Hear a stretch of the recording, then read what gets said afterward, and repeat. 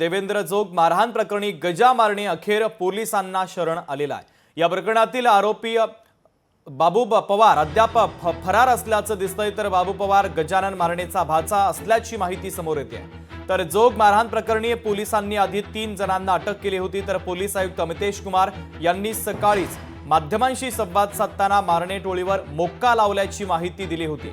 त्यानंतर आता काही वेळापूर्वी मारणे टोळीचा मुख्य गजानन मारणे हा स्वतः पोलिसांच्या समोर हजर झालेला आहे।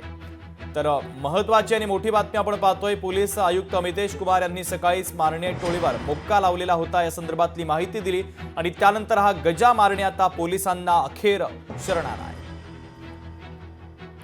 अमोल धर्माधिकारी आपले प्रतिनिधी आपल्याला अधिकचे अपडेट देतात। अमोल, शुभम, गजा मारणे याला हा सर्वात मोठा धक्का आहे।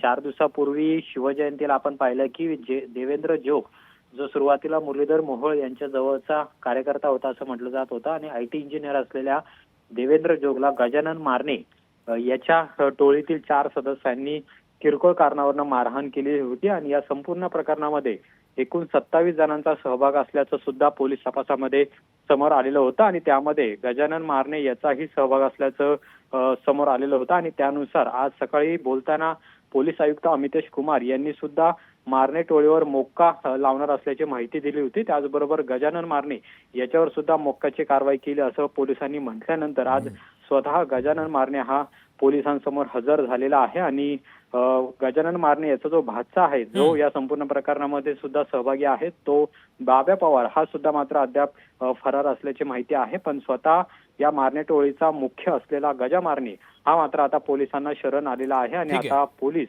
पुढची कारवाई आहे ती करताना पाहायला मिळतात। पण गजानन मारणे याच्यावर सर्वात मोठी कारवाई आहे ती पुणे पोलिसांकडून करण्यात आलेली आहे। तर अमोल, आता पुढच्या अनुषंगाने पोलीस आता कशा पद्धतीचा तपास करणार आहे? गजा मारण्यावर आता कोणती कारवाई पुढे केली जाऊ शकते?